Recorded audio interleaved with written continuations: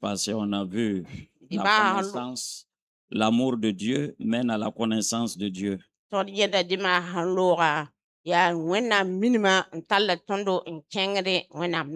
faut bien ouvrir le micro là pour que ça monte bien. Gloire à Jésus. Il faut bien ouvrir le micro. Jésus. C'est un peu lourd. Il faut que ça soit un peu aigu. Donc l'amour de Dieu. Dieu est amour. Et c'est par amour qu'il a accepté quitter le ciel, son trône, pour venir nous sauver. C'est pourquoi avant de partir, il dit, je vous laisse un commandement. Aimez-vous les uns les autres. C'est à cela que les gens connaîtront que vous êtes réellement mes disciples. Parce que c'est par amour que Dieu est venu vers nous. Donc nous aussi, nous devons marcher dans l'amour. Dieu est amour. L'amour, c'est l'essence même de Dieu. Quand le chrétien quitte le chemin de l'amour, la Bible dit qu'il est dans les ténèbres. Il est mort. C'est pourquoi nous devons marcher dans l'amour. On dit l'amour pardonne tout. L'amour supporte tout. L'amour ne cherche pas son intérêt. Donc, si un véritable chrétien doit marcher dans l'amour.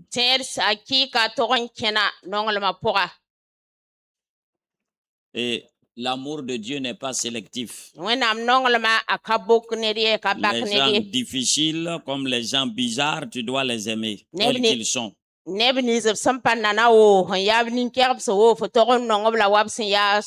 Parce que c'est un amour surnaturel. Dieu nous donne la capacité même d'aimer nos ennemis.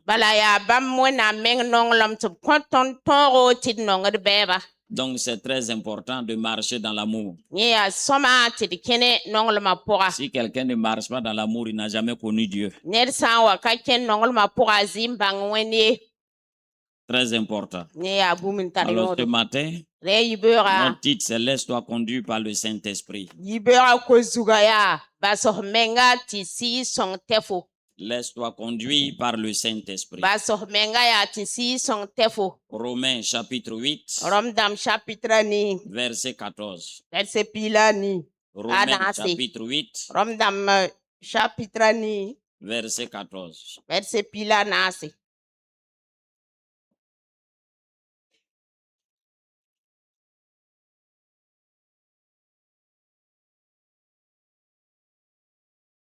Car tous ceux qui sont conduits par l'Esprit de Dieu sont fils de Dieu.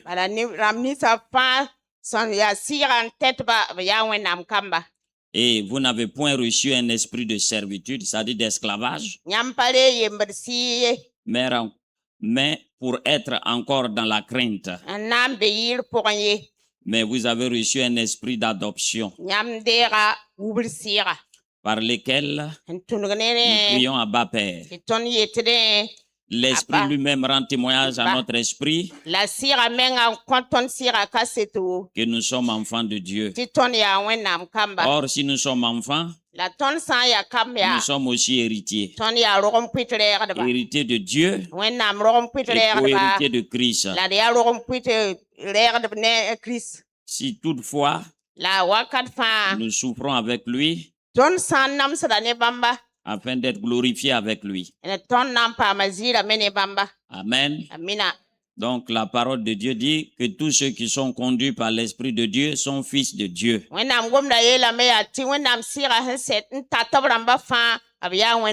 Donc ici il y a le mot conduit, il y a le mot fils. Ce sont ceux qui sont conduits par l'esprit. Ce sont eux qui sont des fils. Ça veut dire que tous les chrétiens ne sont pas conduits par l'esprit. Soit tu es conduit par la chair. Ça veut dire tes propres pensées. Selon ta propre sagesse. Selon ta propre compréhension du monde. Ah, tu es conduit par la chair. Mais les vrais fils sont conduits par l'esprit. Qu'est-ce qu'un fils? Ça ne veut pas dire un enfant garçon ici. On parle de quelqu'un qui a la maturité. Parce qu'il y a le mot enfant. Il y a le mot fils. Donc quand on dit fils, on parle de ceux qui ont la maturité, celui qui a au moins 30 ans, si c'est sur le plan naturel. Ça veut dire que c'est quelqu'un qui est déjà un homme qui a atteint la maturité. Donc sur le plan spirituel, les fils sont ceux-là qui ont atteint la maturité. On ne peut pas donner l'héritage à un enfant. Il ne sait même pas distinguer sa droite de sa gauche. C'est pourquoi c'est ceux qui sont des fils qui sont conduits par l'Esprit de Dieu. Alors ce matin, es-tu enfant ou es-tu fils? Qui te conduit? Beaucoup de chrétiens ont des problèmes. Ils ne savent même pas qui les conduit. Ce sont les fils qui sont conduits par l'Esprit de Dieu. Les enfants sont charnels. Les enfants sont conduits par la chair. On va aller dans 2 Corinthiens chapitre 5 verset 7 pour voir encore plus clairement ça. 2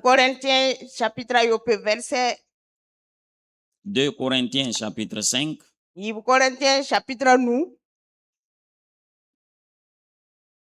Verset 7.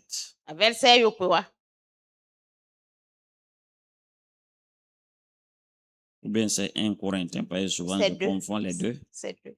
C'est 2? Oui, c'est 2. 2 Corinthiens 5, 7. Ok.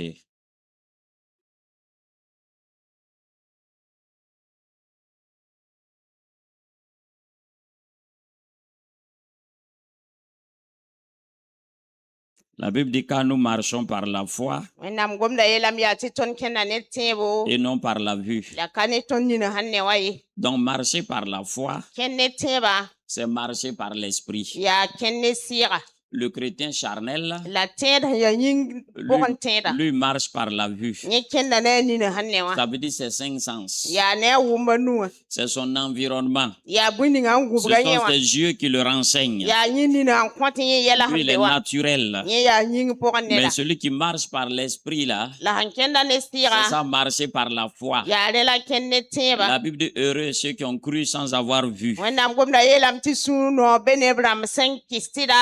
C'est le domaine de l'esprit. Allons-y dans 1 Corinthiens chapitre 2 verset 15. Nous marchons par la foi et non par la vue. Beaucoup de chrétiens marchent par la vue. Tant qu'ils ne voient pas naturellement, ils ne croient pas. 1 Corinthiens chapitre 2 verset 15.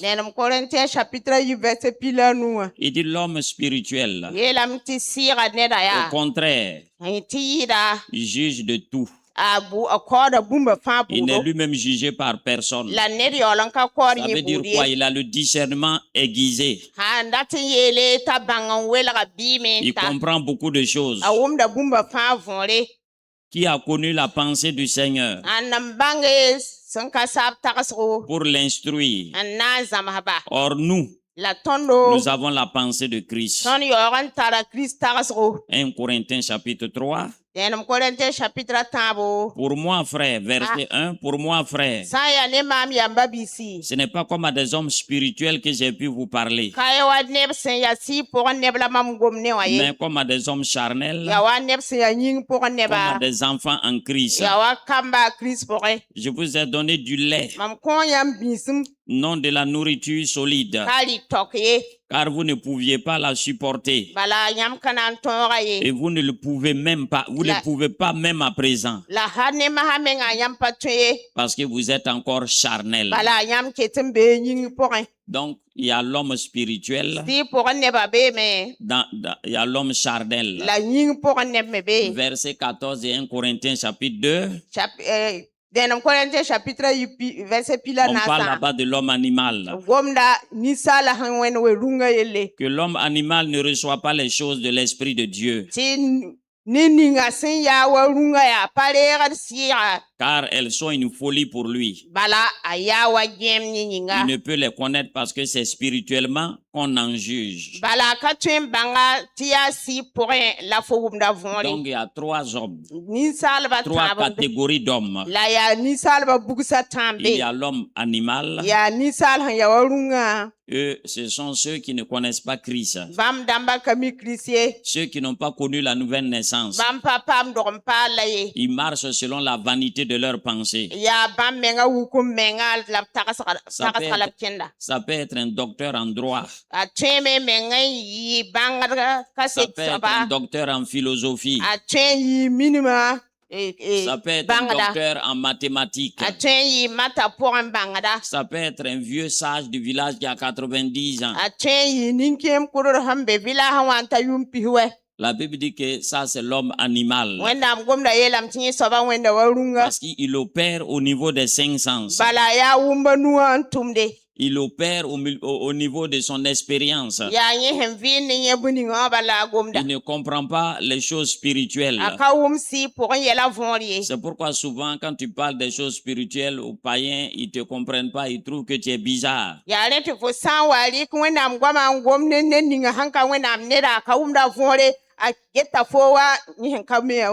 Il dit, mais celui-là, qu'est-ce qu'il raconte? Il ne comprend pas. Parce que c'est un langage spirituel, c'est un langage céleste. Ça, c'est l'homme animal. C'est pourquoi souvent quand nous prêchons, quand nous parlons, lui il ne comprend pas. Ça, c'est l'homme animal. Souvent, dans d'autres Bibles, on met l'homme naturel parce qu'il trouve qu'animal, là, c'est trop fort.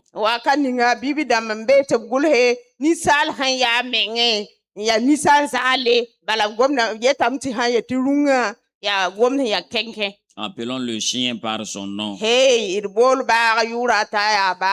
Maintenant, deuxième catégorie, c'est l'homme charnel. Ça, ce sont les enfants en Christ. Il est converti, il est né de nouveau, mais c'est la chair qui continue de le conduire. Il y a certains enseignements qu'il ne peut même pas supporter. Un jour, Jésus s'est arrêté devant ses disciples. Il a dit, si l'on ne mange ma chair et ne boit mon sang, il ne peut avoir la vie. Il y a 70 de ses disciples qui n'ont pas pu supporter cette parole. Il a dit que ça devient de la sorcellerie. Quelqu'un qui s'assoit et dit de manger sa chair, de boire son sang, ça là, ça devient autre chose. 70 sont partis.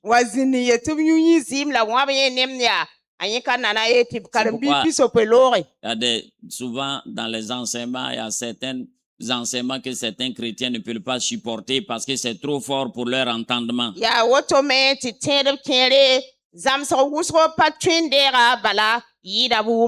C'est pourquoi les pasteurs se critiquent sur les réseaux sociaux parce qu'ils ne sont pas au même niveau.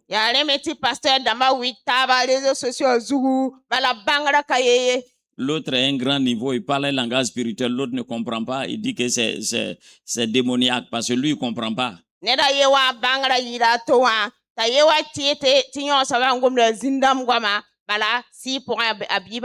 Donc le charnel, lui on lui donne du lait. Il ne peut pas supporter la nourriture solide.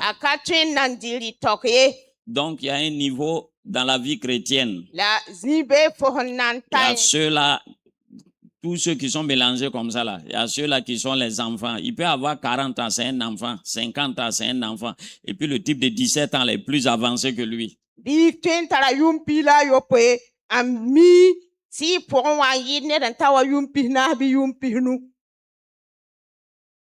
L'autre peut être plus jeune et plus avancé que lui. Il ne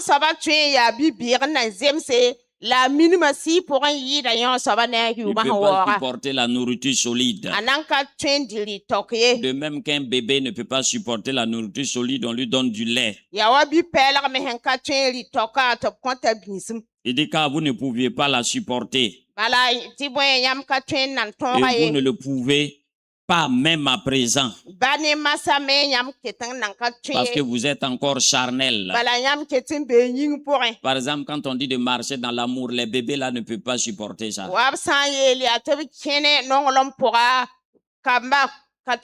Quelqu'un qui lui a fait du mal, un chrétien qui a du mal à pardonner, qui supporte mal, ça veut dire que c'est encore un bébé, il ne peut pas supporter, c'est trop fort pour lui. Tu vois des gens de 40 ans, 60 ans, il dit lui ne peut pas pardonner. Ça veut dire que c'est un enfant. Il ne peut pas supporter. On dit l'amour supporte tout, lui ne peut pas supporter.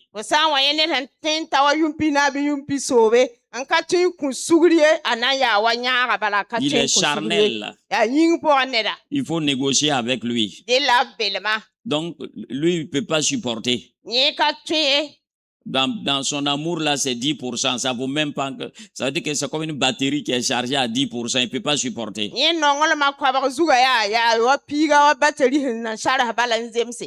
Et quelles sont les caractéristiques d'un charnel? Si tu veux connaître une église charnelle,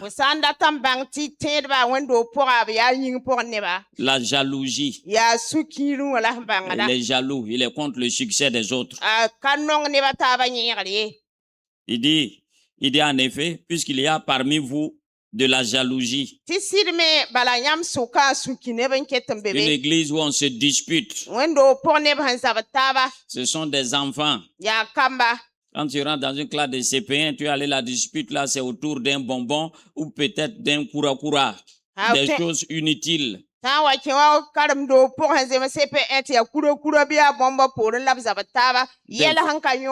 Voilà, ça, ce sont les enfants et les chrétiens charnels. Quand tu vas regarder l'objet de leur mésentente là, ce sont des faux problèmes.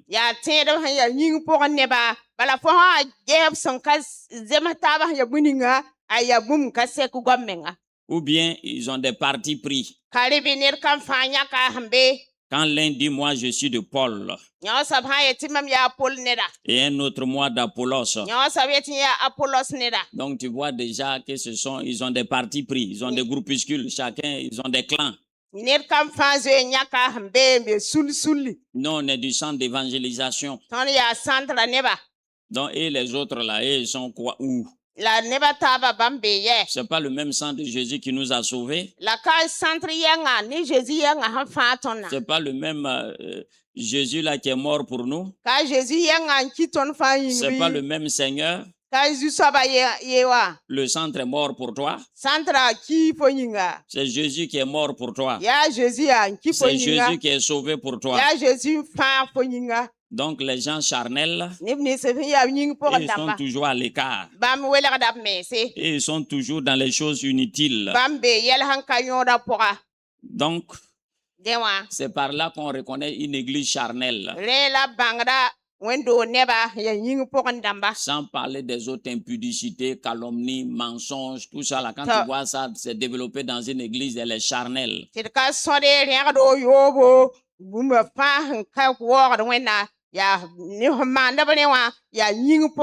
Mais ceux qui sont conduits par l'esprit n'ont pas le temps à traîner avec ces choses-là. Ceux qui sont, ils ont la maturité. Et On les appelle les Ouyos en grec, les fils. On peut les confier de grandes responsabilités. Dieu peut les faire confiance.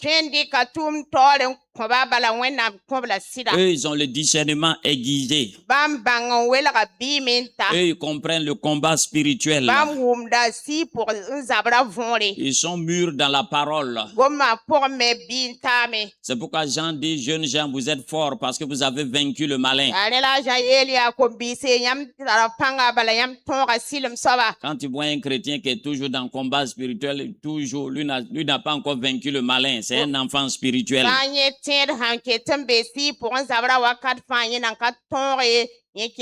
peux combattre, mais peut-être pour les autres, peut-être en ce qui concerne toi, là, tu as vaincu le diable dans ta vie.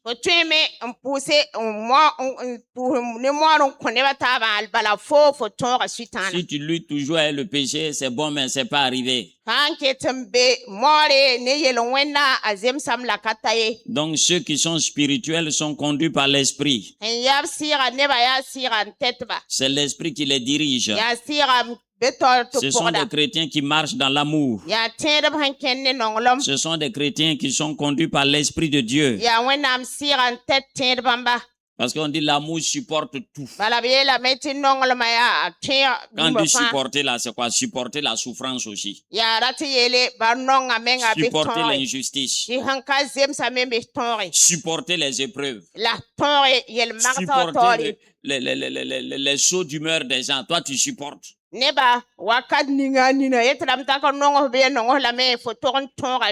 Ça, c'est l'amour. L'amour ne cherche pas son intérêt. Quand tu pars dans un coin, chacun cherche son intérêt. Il n'y a pas d'amour là-bas. Même dans un couple, l'homme cherche son intérêt, la femme cherche son intérêt.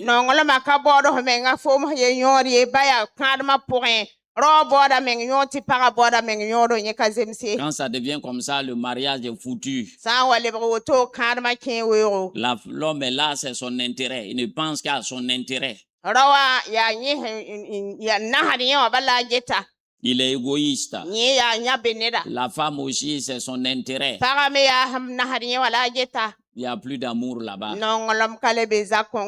devons avoir des intérêts communs. Ce qui réjouit l'autre doit me réjouir. Ce qui préoccupe l'autre doit me préoccuper. Mais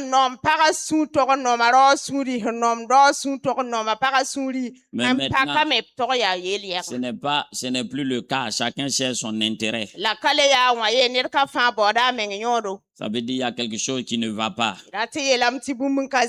L'amour unit les gens. Même dans les intérêts.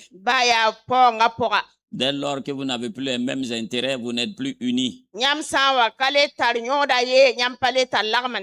En tout cas, la chorale a chanté ce matin. Il dit, seront des mêmes cœurs. Comment voulez-vous que des gens qui ne s'aiment pas soient même cœurs? C'est compliqué. Donc l'amour est très important. Ça nous unit ensemble. On dit l'amour ne périt pas. Quand tu vois des relations qui périssent, c'est que l'amour a péri. On dit l'amour ne succombe jamais, c'est que l'amour n'était pas là-bas.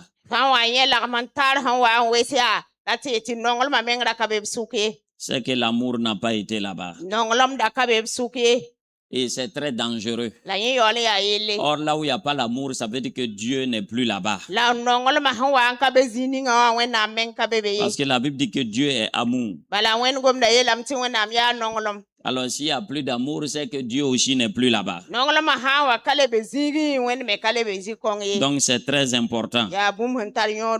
Une fois, j'ai lu un livre d'un prophète là. Vous voyez peut-être Ultime Assaut, un prophète. Lui, il a la capacité d'aller au ciel et puis de revenir.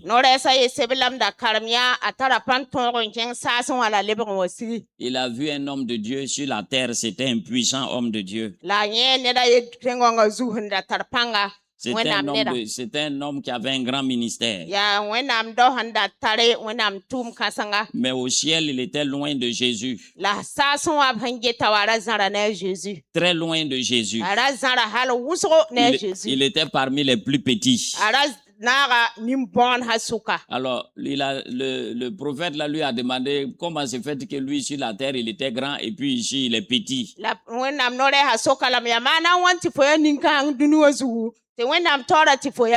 Il dit il a échoué par rapport à l'amour.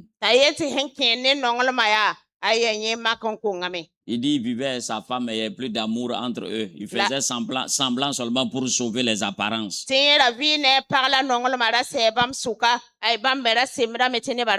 Il dit c'est pourquoi quand il est arrivé au ciel, Jésus a dit n'a qu'à rester au loin là-bas, il ne peut pas rester à côté de lui. Souvent des choses que nous négligeons, oh, c'est ça qui serait une pierre d'achoppement pour nous.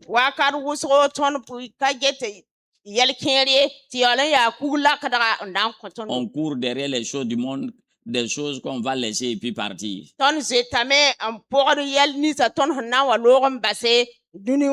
Mais on s'entête quand même. On croit que c'est ça qui est utile. C'est pas ça qui est utile. Ton âme là, ton âme a du prix aux yeux de Dieu. Beaucoup de gens oublient leur âme. La Bible dit, il dit quoi? À quoi sert un homme de gagner le monde s'il doit perdre son âme?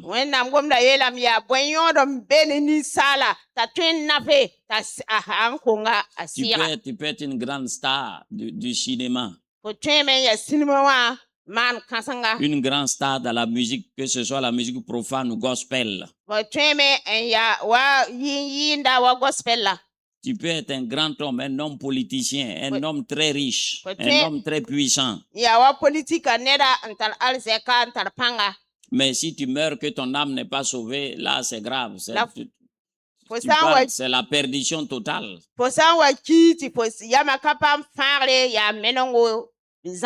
Et beaucoup de gens ne font pas attention à ça. Ils sont accrochés à des choses qui sont inutiles. Puisque cette année, notre thème c'est quoi? C'est connaître Dieu. Il faut connaître Dieu. Comment toi tu peux être conduit par Dieu si tu ne pas un Dieu que tu ne connais pas? Tu ne le connais pas, il va te conduire comment? Si tu ne le connais pas, ça dit tu ne sais pas comment il agit, comment il fait, comment il travaille, tu ne le connais pas. Et comment il va te conduire? Tu ne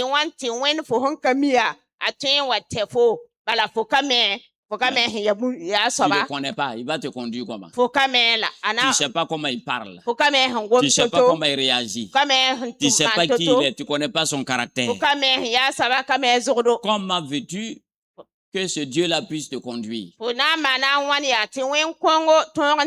Puis au moment où il va te conduire, toi tu ne sauras même pas que c'est lui. Vous avez vu la parabole de l'enfant prodigue? L'enfant prodigue. Il va où? Wajinka. Après, toi, tu ne peux pas t'asseoir. Wajinka. Il y a du feu sur tes fesses. Jinka.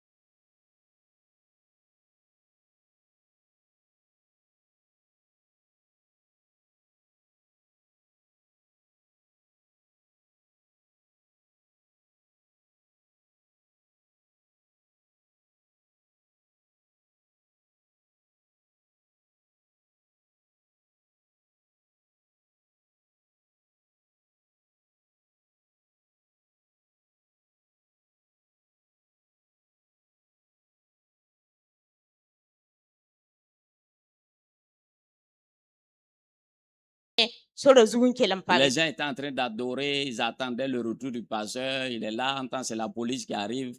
Mon ami, c'était pas bon à entendre. Une fois, il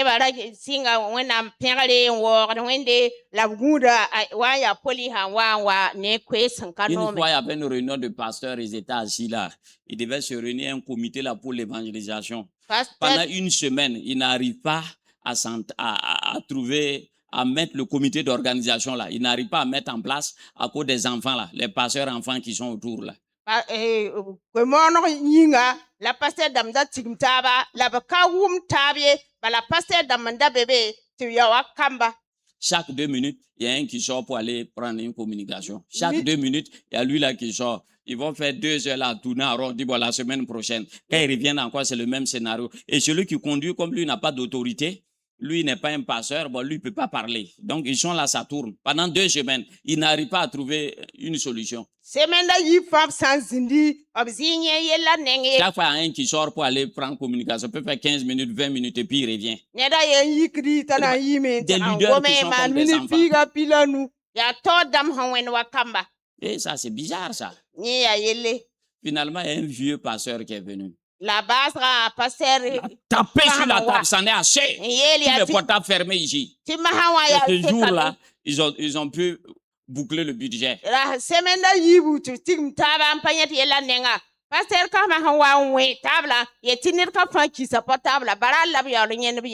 Vous voyez des gens? C'est le portable qui les guide. Ce sont des enfants. Portable, un adulte avec 3, 4 portables. Tu fais quoi et tout ça là? On dirait quelqu'un qui a été privé de ses jouets pendant son enfance, maintenant il veut se rattraper.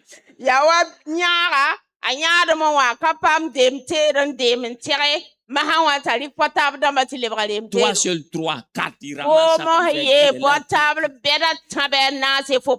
Tu fais quoi et tout ça là? Il dit, ben ça là, que non, ça c'est portable, ça c'est pour ça là, ça c'est pour ça là. Tout ça là, il trimballe tout ça là. Quand je regarde, c'est dit, voilà un gros bébé. Quand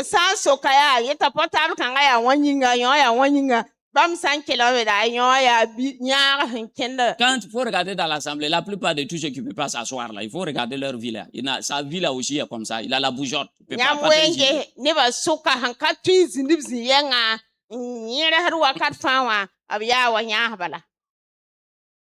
que Dieu te délivre de ça. Si tu as envie de pisser, ça c'est autre chose. Si tu as envie d'aller cracher, ça c'est autre chose. Il y a des gens, au moment où on prêche, quand l'onction est en train de monter, on arrive au point culminant là, il sort. On sait pas ce qu'il fait là-bas. Il y a des gens, au moment où on remarquez, comme vous au moment où le point culminant pour la prière arrive là, c'est là lui il se lève pour sortir. Et puis il vient après la prière. Il dit, mais lui là, il a quel problème?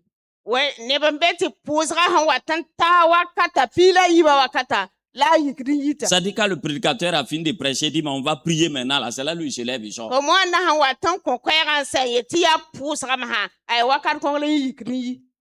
J'ai dit, waouh. Et moi où il vient, c'est passé derrière lui. Et puis, il ne sait pas, c'est l'homme naturel, c'est l'homme charnel. Il n'est pas spirituel, il ne comprend pas. L'homme naturel est comme ça.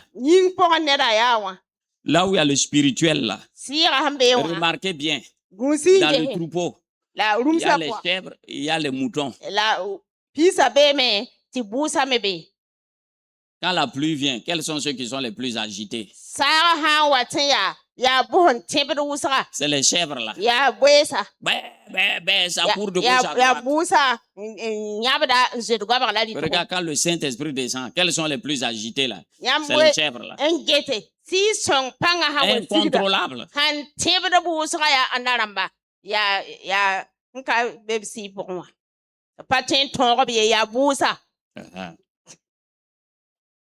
Bah, bah, Ya be. Mais les moutons là, tu vois, ils ont la tête baissée, ils marchent comme ça. La haya pisa ya bam zuga sura me tabu Ce qui est grave, ça, ce sont les boucles là. Et ils sautent partout. Tu es obligé de courir aller l'attraper.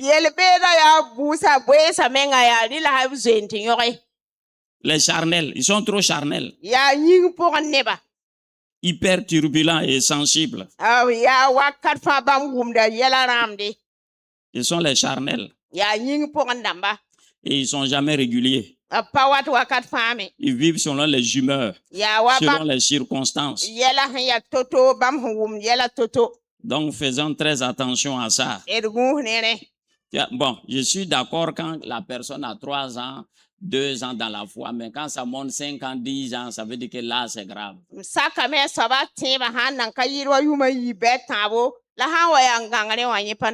veut dire que c'est un attardé spirituel.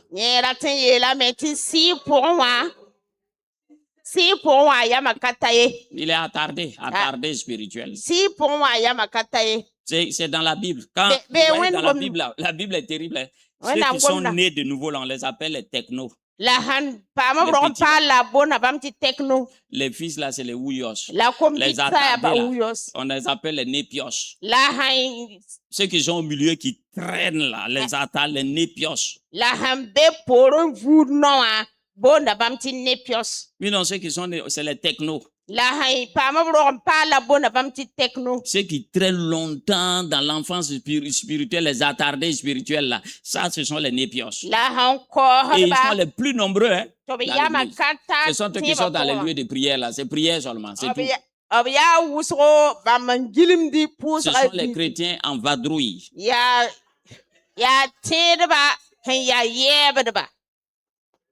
Aujourd'hui il est ici. Demain, il est là. Il veut goûter à toutes les sauces. Quand il apprend qu'un âne qui est arrivé ici nouvellement quelque part, il est assis là-bas. Un chameau qui est arrivé, il est assis là-bas. Il bouge toujours, il ne peut pas rester sur place. À la fin, il est dans la confusion. Parce qu'il va entendre toutes sortes de prophéties, il va entendre toutes sortes de mains vont passer sur lui. Finalement, il est dans la confusion.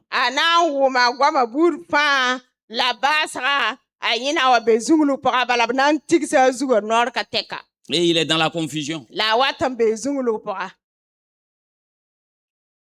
en a plein comme ça, plein de chrétiens, ils sont pleins dans la ville. Tu connais les versets. Un vrai perroquet. Mais il n'a pas de fond. Il n'a aucune racine. Quand une épreuve vient là, tout de suite on voit qui il est. Une petite épreuve. Il n'est pas stable. Je vais vous poser une question. Vous êtes intelligent, non? Quand tu plantes un arbre, il a cette taille-là. Bon, tu peux le déplacer, oui ou non? Mais quand il grandit un peu, toi tu viens déraciner. Il n'a pas duré ici, tu t'en vas le planter là-bas. Il n'a pas fait 3 mois, toi tu l'enlèves encore, tu t'en vas planter un autre côté encore. Finalement, il va faire quoi? Donc, voyez les chrétiens qui se promènent partout là. C'est pourquoi à la fin là, il est dans la confusion, il ne croit plus en rien, c'est fini.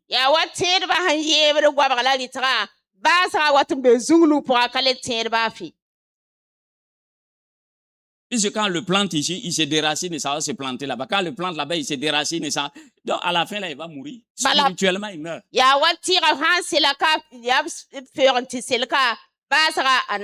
C'est pourquoi il y a plein de chrétiens, c'est pas moi, qui sont comme des balles perdues qui se baladent partout en ville.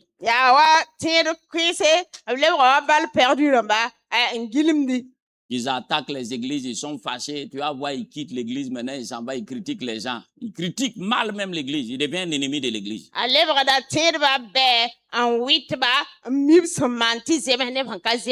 Il y en a plein comme ça. Critique. Très dangereux. Quand tu veux parler de lui, il connaît l'église. Lui, Ses parents sont chrétiens. Lui, il connaît sa voix, il est là, il bavarde.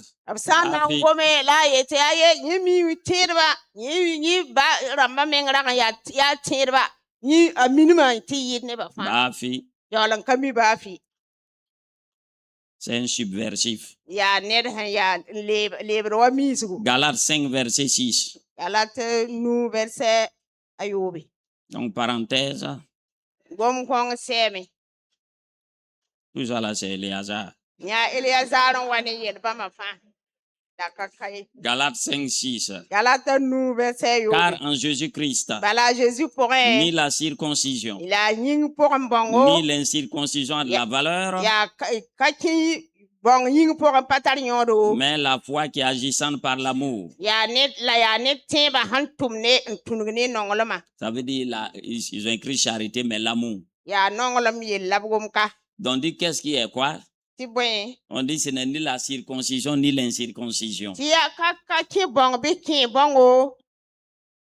n'est pas une affaire de tradition ni de coutume. Il dit c'est la foi. C'est l'amour, c'est la foi qui est agissante par l'amour. Ça veut dire quoi? Ça veut dire que là où il n'y a pas l'amour, la foi ne peut pas agir. Ça veut dire que l'amour, c'est le moteur. C'est comme ton véhicule là. Il faut un moteur. Maintenant, la foi, peut-être c'est le carburant, peut-être c'est le, je sais pas quelque chose encore qui doit s'ajouter pour que ça avance. Donc, c'est l'amour qui est le motivateur, celui qui est le moteur, celui qui fait déclencher la foi. Ou bien, est-ce que toi, tu peux croire à quelqu'un que toi, tu n'aimes pas? Tu n'aimes pas Dieu. Tu n'aimes pas les choses de Dieu. Tu n'aimes pas écouter la parole de Dieu. Tu n'aimes pas rester dans la présence de Dieu. Tu vas avoir quelle foi? Tu ne peux pas avoir la foi. Et tu ne peux pas croire à quelqu'un que toi tu n'aimes pas. Donc l'amour est le motivateur. L'amour est le moteur de la foi. On dit l'amour croit tout. Je ne crois pas en sommeil. On dit bon, qu'il a l'argent, il dit moi je ne crois pas. Il dit ce que je sais, Ndagara, c'est un buveur de dolo, moi je ne crois pas à lui là.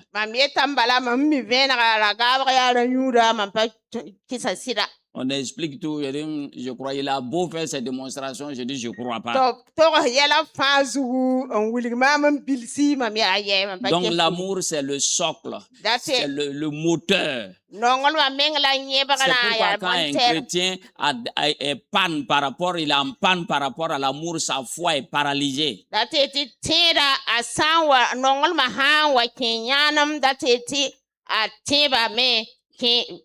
Il ne peut plus bouger. C'est pourquoi Jésus a dit quand tu es en train de faire ta prière, que tu te rends compte que ton frère a quelque chose contre toi, il dit il faut arrêter ta prière, il faut régler le problème.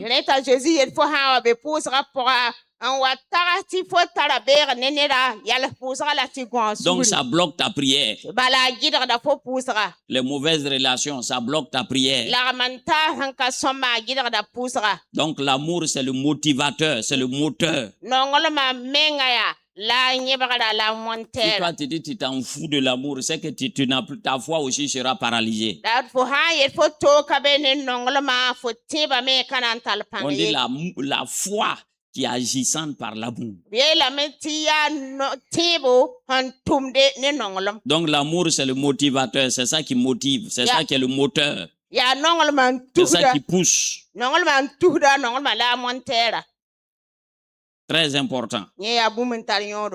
Alors, la Bible dit que tous ceux qui sont fils de Dieu sont conduits par l'Esprit de Dieu. Ça veut dire que dans sa vie, ses décisions, c'est Dieu qui les dirige. Aujourd'hui, beaucoup de chrétiens n'ont pas de direction. Ils ne savent même pas quelle direction prendre. Ils ont des décisions à prendre, il ne sait pas, il est là, il tourne, il ne sait pas ce qu'il faut faire. Mais ça veut dire que tu n'es pas conduit par l'esprit. tara yam nyakare ndata nyak yama la pami bina man totora tetik sira patatawe. Il faut que tu laisses l'esprit te conduire. Le Saint-Esprit est venu habiter en toi. Pourquoi? Il la faut bastira tata ya bala sira wambe fon pour un bord moins. Pourtant, il chante chaque fois sira wan taille ton, mais quand ça c'est chant, quand il sort là, c'est la chair qui le taille. Tabiyolan yi na me Saint-Esprit conduit nous la hayalon yiwa.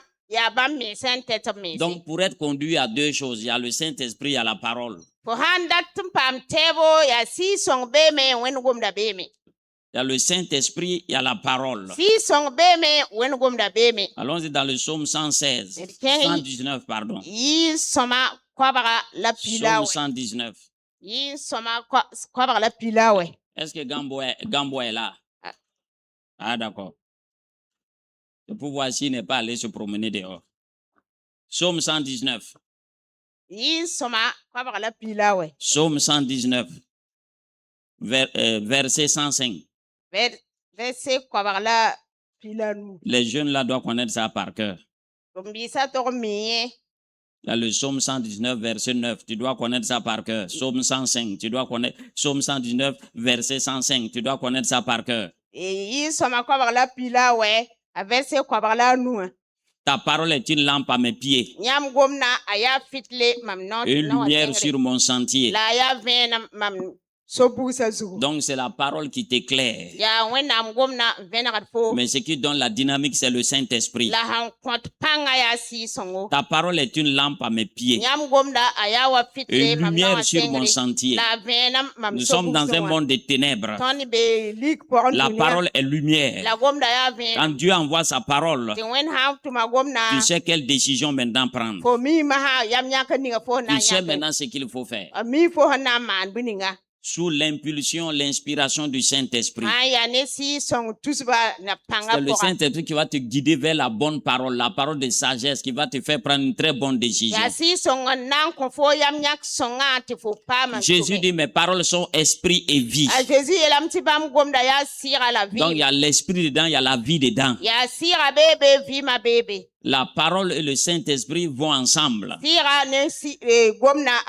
Ta parole est une lampe à mes pieds et une lumière sur mon sentier. Donc la parole, la parole, la parole, la parole, le Saint-Esprit. Je me suis rappelé de quelque chose que je devais dire puis j'ai oublié. C'est tout ça là, c'est Éléazar qui m'a dit ça. C'est par rapport toujours à l'amour là. J'ai parlé du fils prodigue, non? Je devais dire quelque chose, j'ai oublié, j'ai mis ça en stand-by. La parabole du fils prodigue, c'est deux types de chrétiens.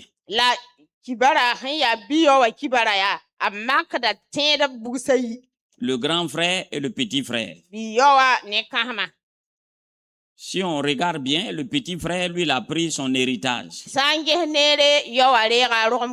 Ça veut dire qu'entre les deux là, il n'y a même pas un qui est spirituel parmi les deux là. On ne peut pas parler de chrétien spirituel. Soit il y a un qui est animal, l'autre est charnel. Mais je me dis, les deux sont charnels. Mais le petit vaut mieux. Lui au moins, il est honnête. Le petit frère. Il est venu dire à son père que lui veut son héritage. Il a pris son héritage, il est parti. Parce qu'il veut être libre. Il veut être libre de ses mouvements. Il veut être conduit par lui-même. Il y a beaucoup de chrétiens comme ça. Ils viennent à l'église, mais ils sont libres. Ils n'obéissent pas à la parole ni au Saint-Esprit. Ils vivent comme ils veulent. Si tu fouilles les bars le samedi, les boîtes de nuit, il est assis là-bas. Il y en a même qui ont jusqu'à deuxième bureau. Et puis il vient là assis à l'église, il y a un vrai culotté. Chrétien, il n'a pas la crainte de Dieu. Deuxième bureau. Il y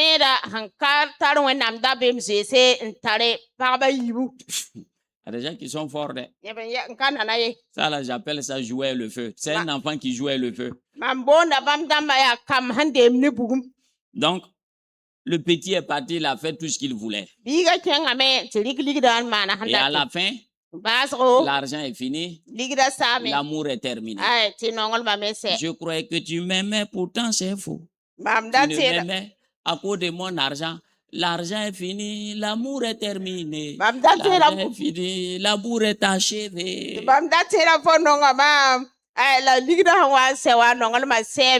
Moi, le salaud, l'imbécile, je croyais que tu m'aimais. Tu ne m'aimais. Voilà, ça c'est Baka Jérôme qui a chanté ça.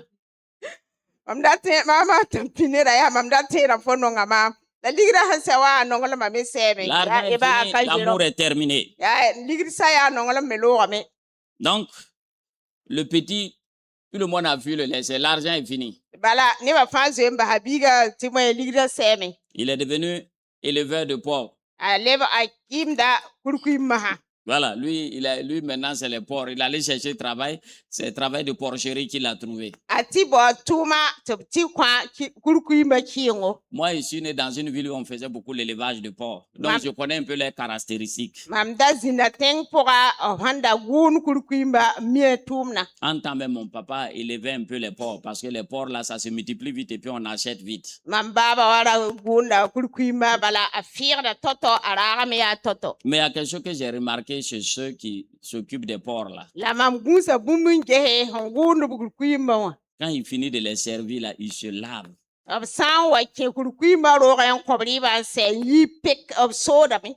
Mais malgré ça là, l'odeur des porcs là, ça le suit. Moi j'ai l'odorat puissant. Quand il est assis à côté de moi, je sens l'odeur des porcs là.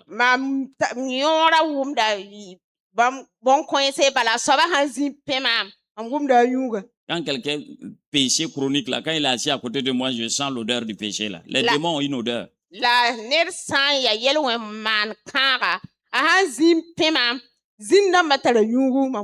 Je sens l'odeur, une odeur de soufre, de pourriture. Il n'a qu'à se parfumer, il sent. Alors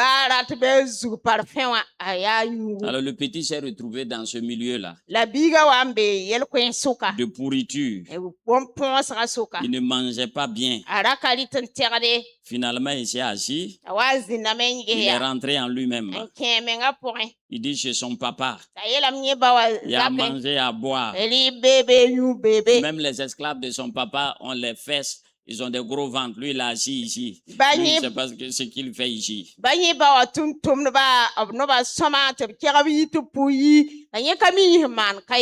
Il dit, je vais me lever. J'irai vers mon père. On appelle ça la repentance. Il revient à Dieu. Il revient à son père. Et quand le petit est revenu, il a dit, je vais dire à mon père, j'ai péché contre toi et contre le ciel. Et le père l'a accueilli favorablement. Et le père a tué le veau gras. Et il a fait la fête. Le grand frère, lui n'était pas là. Aujourd'hui, je vais parler du grand frère. Il y a beaucoup de grands frères dans la salle. Et beaucoup de grandes sœurs. Le grand frère qui n'était pas là, il est venu, il entendait la musique. Il s'est renseigné ce qui se passait à la maison. C'est l'anniversaire de qui? On dit non, c'est pas anniversaire. Ton petit frère qui avait voyagé avec son héritage, il est revenu totalement dépouillé, totalement nu. Mais papa l'a accueilli avec joie. Il est même en train de faire la fête. Le grand frère s'est énervé. Il dit, ah là, non, lui n'est pas d'accord. Il s'est mis au dehors. Il y a beaucoup de grands frères comme ça. Quand on relève les petits là, lui n'est pas d'accord. On aurait dû le sanctionner, on aurait dû faire ça. Lui n'est pas d'accord. Et on allait alerter le papa. Il dit, mon fils, tu as quel problème? Il dit, papa, Il y a quelque chose que je ne comprends pas. Que je ne comprends pas. Je suis avec toi ici. Je n'ai jamais désobéi. Je ne pars pas dans les boîtes de nuit. Je suis toujours assis ici. Je te cernis un jour fidèlement. Tu n'as jamais, même mon anniversaire, tu n'as jamais payé un coca. Tu t'es jamais préoccupé de mon bien-être. Et ton fils que voici, celui qui a pris ton argent à aller dilapider dans les boîtes de nuit, là, c'est lui. Il revient. Tu fais fête. Moi, tu n'as jamais fait fête pour me féliciter. Moi, je ne rentre pas. Le papa dit, mais tu n'as rien compris. Ton petit frère était perdu. Il était perdu dans la nature. Perdu dans le monde. Mais il est revenu en bonne santé. Il faut bien se réjouir à mon type. Non, lui il n'aime pas ça. Il dit, mais si tu voulais le veau gras là, c'était à ta disposition, il fallait prendre. Je t'ai jamais interdit de prendre le veau gras. Tout ce que j'ai est à toi. Donc, il y a un problème ici. Vous savez le problème là? C'est le problème de beaucoup de chrétiens. Le secret là ici, c'est quoi? La révélation là ici, c'est quoi? Ça veut dire que le grand frère, il ne connaît pas le cœur de Dieu. Et beaucoup de chrétiens ne connaissent pas le cœur de Dieu. Comme lui, il est méchant là. Il croit que Dieu aussi est méchant comme lui. Le dimanche passé, qu'est-ce que j'ai dit? Il dit, je suis le Dieu compatissant. Lent à la colère, riche en bonté et en miséricorde. Mais comme nous, on est méchants. On croit que lui aussi, il est comme ça. Connaître Dieu, c'est connaître son cœur. Le cœur de Dieu, là, il faut connaître ça. C'est un Dieu de compassion, de miséricorde. Quand tu avais un père qui était méchant, qui grondait sur toi, qui te frappait, toi tu crois que Dieu aussi il est comme ton papa. On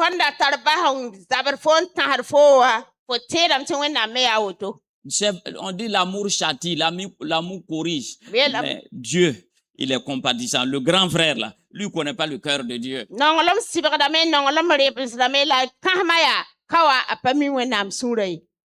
Mais le petit frère, il connaissait le cœur de son papa. C'est pourquoi tu vas dans une famille à un, lui et le papa là, quel que soit le vieux, c'est un lion, lui on ne sait pas comment il fait pour s'entendre avec le vieux.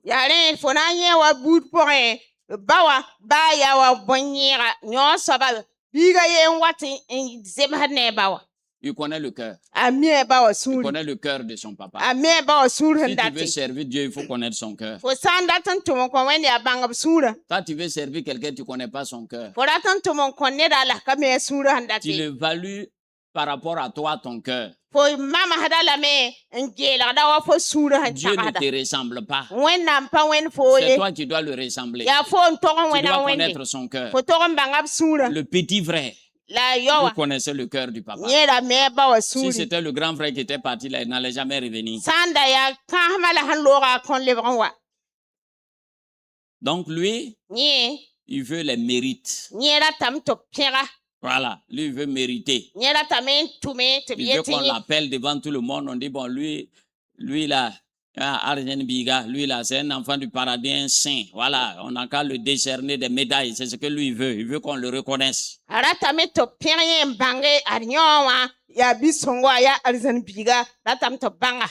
Voilà, puis on dit les autres là, il faut se méfier. Mais il ne connaît pas le cœur du père. Il a condamné le petit frère. C'est pourquoi dans des églises, dans certains trucs, il y a des chrétiens, quand ils tombent, il est obligé de fuir parce qu'il connaît le pasteur là, c'est un garde dangereux.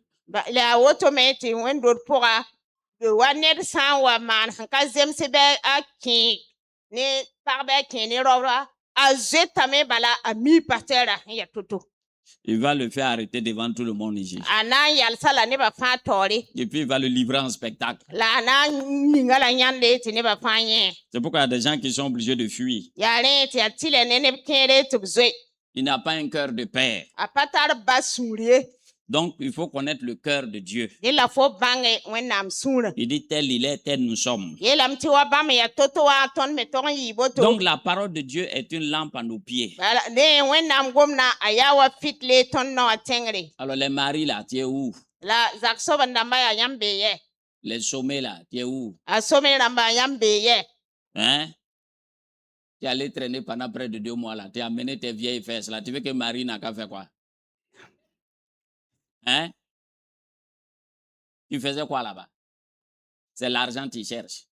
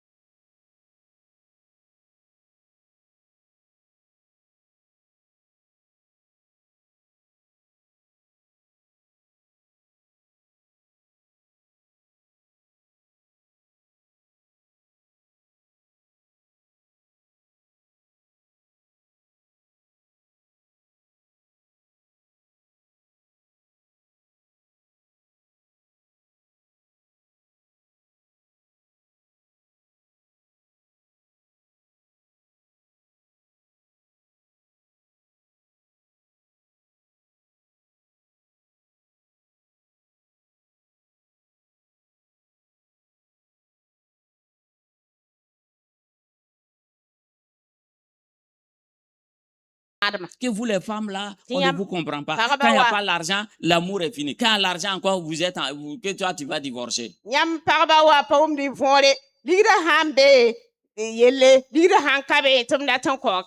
n'ai pas épousé maison, c'est toi que j'ai épousé, tu n'es jamais là.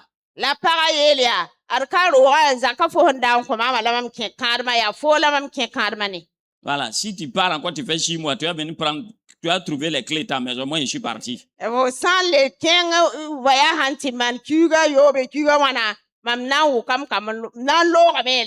n'a pas pris ça au sérieux. La femme est partie.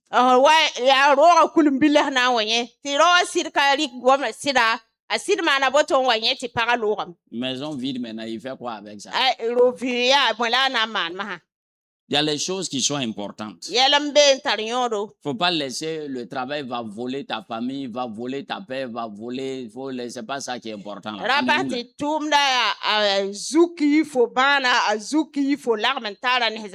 Toujours absent. Hein? Au moins, il faut payer voiture, venir déposer là, au moins on peut comprendre.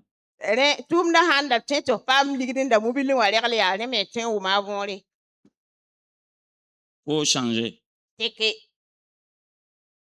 Sinon, c'est un drone qui va te trouver là-bas. Donc, le Saint-Esprit, c'est lui qui nous conduit. L'Esprit de Dieu, c'est lui qui nous conduit. C'est pourquoi Jésus, avant de partir, Jean 16, verset 13. Ouda, tu entends, non? C'est l'aile dure du TBI comme ça, l'aile dure. Le groupe là. Ça fait 2 dimanches, je n'ai pas vu les fesses de Kouda ici. Peut-être elle est dansant, là, il tourne. Jean chapitre 16, verset 13. Quand le consolateur sera venu, l'esprit de vérité, il vous conduira dans toute la vérité. Donc tu entends? Le consolateur, le Saint-Esprit, son rôle, c'est de te conduire, c'est de te guider dans toute la vérité.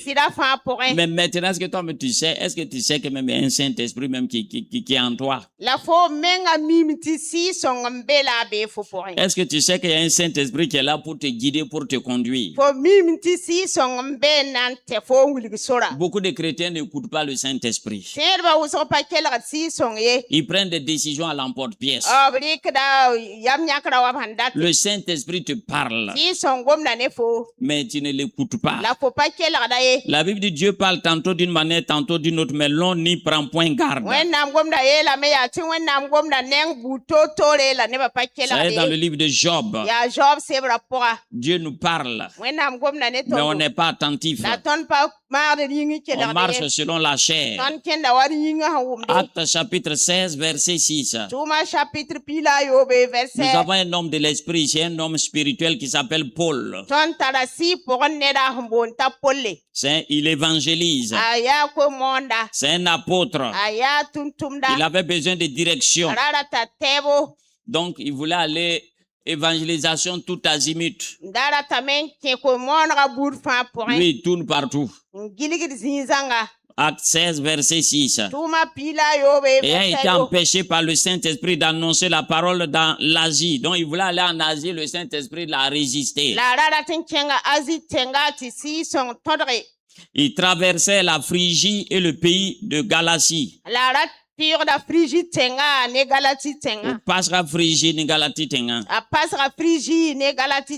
Après arrivé près de Mysie, il se disposait à entrer en Bithynie. Mais l'Esprit de Jésus ne le permit pas. Même l'évangélisation. C'est pourquoi notre évangélisation n'a pas de résultat. C'est le Saint-Esprit qui donne la direction. C'est le Saint-Esprit qui conduit.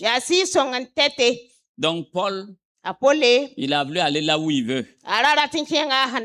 Le Saint-Esprit a dit non. Le Saint-Esprit lui a résisté. Alors qu'est-ce qu'il a fait? Il est allé dormir. Ah oui, il faut aller rester tranquille. Donc pendant la nuit, Paul eut une vision. Un Macédonien lui apparut et lui fit cette prière. Passe en Macédoine. Secours-nous. Après cette vision de Paul, nous cherchâmes aussitôt à nous rendre en Macédoine, concluant que le Seigneur nous appelait à y annoncer la bonne nouvelle.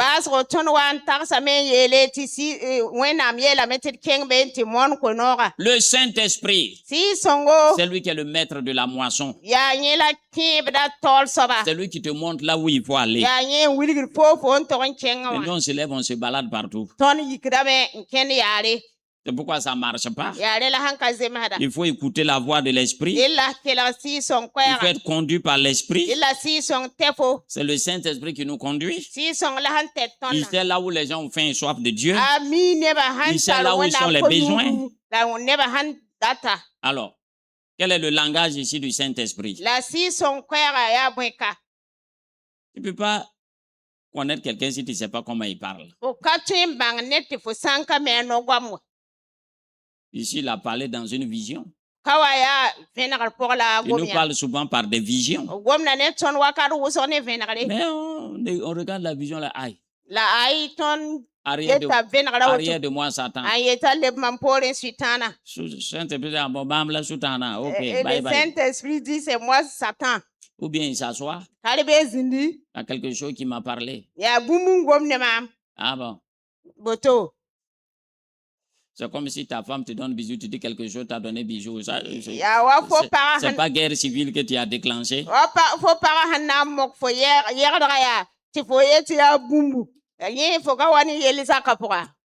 Donc c'est le Saint-Esprit qui est ton quelque chose. C'est ça le problème. Donc le Saint-Esprit aussi, son langage, c'est les visions. Souvent, c'est la paix du cœur. Quand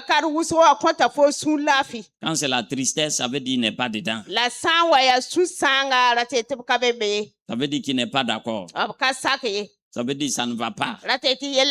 Donc, il faut écouter la voix intérieure de ton cœur. Beaucoup de chrétiens ne font pas attention aux directives du Saint-Esprit. C'est normal, c'est un enfant. C'est un enfant. Il ne comprend rien. Mais le Saint-Esprit, lui, te conduit. Ceux qui sont conduits par l'Esprit de Dieu, là, ils ont échappé à beaucoup de morts. Souvent, tu es assis là, Dieu te dit, il faut quitter ici. Regarde, l'eau. Tu dis, ne t'assois pas ici. Les 5 minutes là ne doivent pas te trouver ici. Et le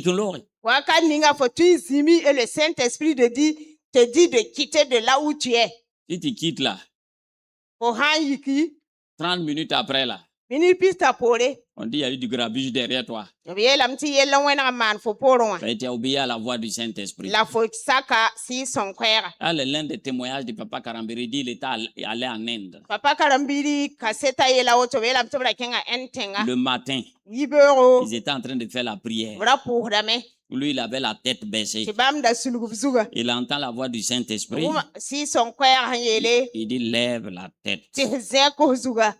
Normalement, quand quelqu'un prie, ou bien on adore et puis on dit lève la tête, ça c'est qui dit ça là? Les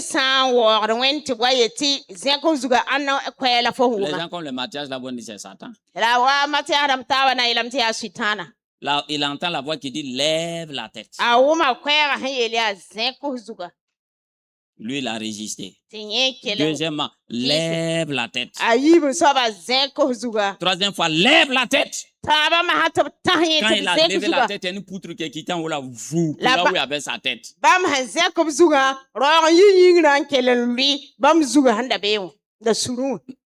Faut obéir au Saint-Esprit quand il te parle. Tous ceux qui sont fils de Dieu sont conduits par l'Esprit de Dieu. Beaucoup de chrétiens ont eu des malheurs parce qu'ils n'ont pas écouté le Saint-Esprit. Si tu écoutes le Saint-Esprit, ça va te sauver beaucoup la vie. Dieu te parle. Toi, tu n'écoutes pas. Je me rappelle une fois, moi, j'avais voyagé. J'allais voir un pasteur. Quand je me suis levé, je devais prendre le car là, le pasteur, comme c'était 60 km, il dit non, il va me donner sa moto. 60 km quand même, c'est pas beaucoup. Mais il faut traverser la brouche. Il dit de garer la moto là-bas et puis continuer. À 60 km. Quand j'étais assis, c'est venu dans mon cœur un coup. Clé bougie. Clé bougie. Moi, j'ai entendu. Comme les gens parlaient, j'ai dit après. Après là, j'ai oublié. On a démarré la moto, pas 15 km. La moto s'est arrêtée.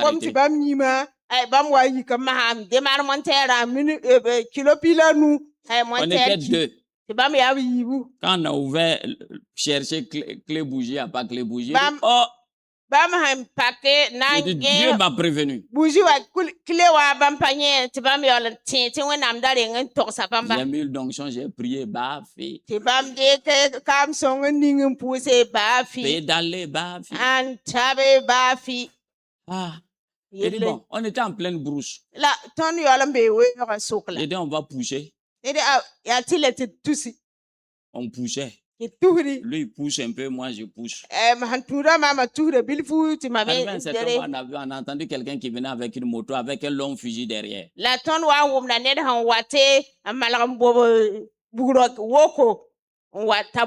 clair. Et puis il était sur une moto, les motos comme les Davidson, les blousons noirs aux États-Unis dans les films, là, les motos plates là, il était sur ça.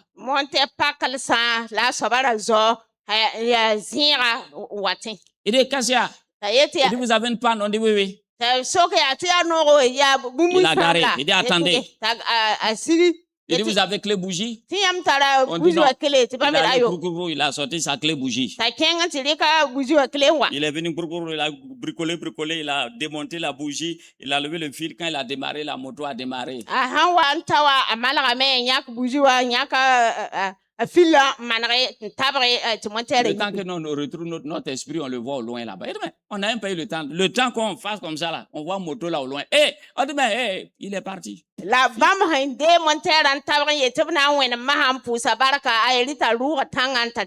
dit bon, Dieu a envoyé un ange pour nous sauver. Dieu a envoyé un ange pour nous sauver. Quand il a fini là, il est parti à peine il a démarré, non, on a fait comme ça, on regarde, on voit, il est déjà parti.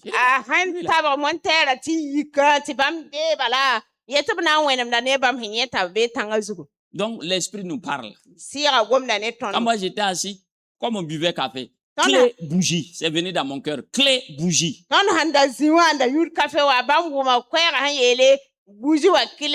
C'est pourquoi quand je suis assis, quand Dieu me parle, je te coupe net pour parler. Parce que si tu dis après là, tu vas oublier. Le truc va te distraire, tu vas oublier.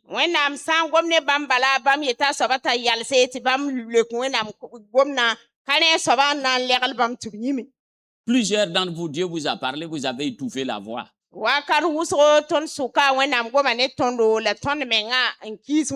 y a des trucs que Dieu te donne personnellement. Ça, c'est personnel.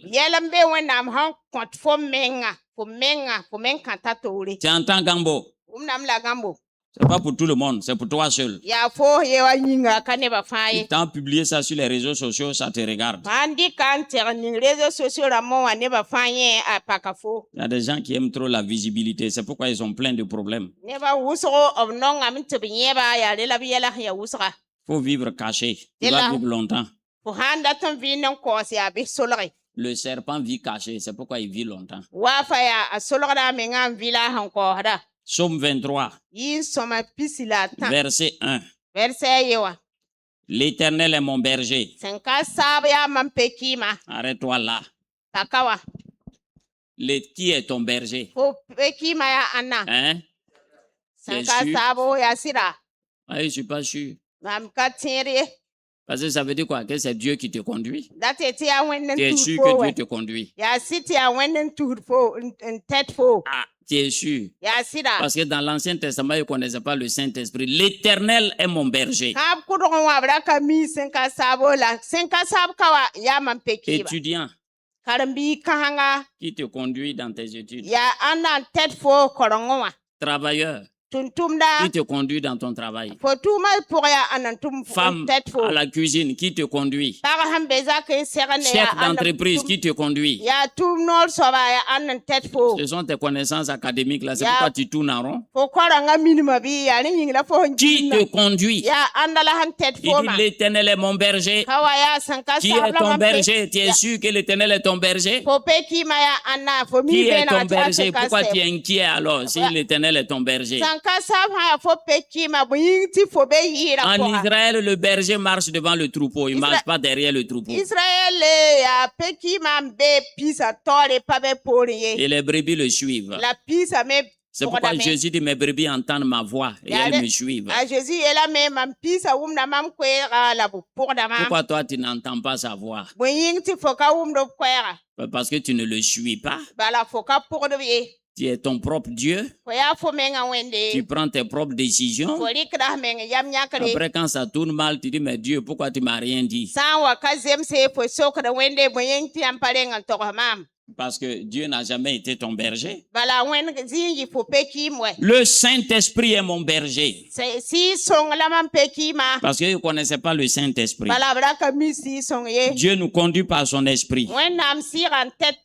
Dans l'Ancien Testament, le peuple était conduit tout le monde n'avait pas le Saint-Esprit. Le peuple était conduit par les prophètes. Dans le Nouveau Testament, le peuple est conduit par le Saint-Esprit, pas par les prophètes. Aujourd'hui, beaucoup de chrétiens sont à l'ère de l'Ancien Testament. C'est les prophètes qui les conduisent. C'est pourquoi leur vie est dans la confusion. C'est pas le prophète qui doit te dire ce que toi ta vie sera. Non, non, non, lui doit confirmer. Ton mariage, lui doit confirmer. C'est pas lui qui doit te dire voilà ta femme, c'est un menteur. Pas chier.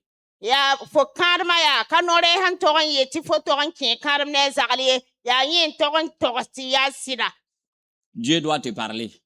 C'est toi qui es le premier concerné. Toi, le concerné ne te parle pas sans parler à une tierce personne. Toi, tu trouves ça normal? On est conduit par le Saint-Esprit, pas par les prophètes. Aujourd'hui, beaucoup de chrétiens sont conduits par les prophètes. C'est pourquoi ils ont des problèmes. Tu as prié, qu'est-ce que tu as vu? Ah bon? Il est obligé de mentir maintenant. Qu'est-ce que tu as vu? Donc c'est un devin. C'est pourquoi beaucoup de gens sont dans la confusion. Tu dois être conduit par le Saint-Esprit. Le prophète doit confirmer ce que toi tu as reçu. C'est pas lui qui doit te dire si tu dois voyager. C'est pas lui qui doit te dire si tu dois te marier à telle époque. C'est pas lui. Quand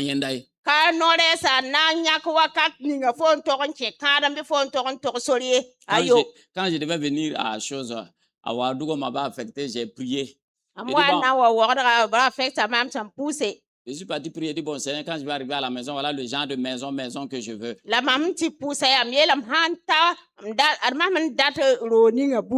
y a une jeune dame qui s'est convertie avec moi. Elle est comme chose celle-là. Une jeune dame, elle a un enfant. J'étais couché le matin. Elle est venue très tôt le matin. Je l'entends parler avec notre maman là. Elle a rêvé la nuit. Elle a vu la maison de papa à Ouagadougou et puis elle a décrit.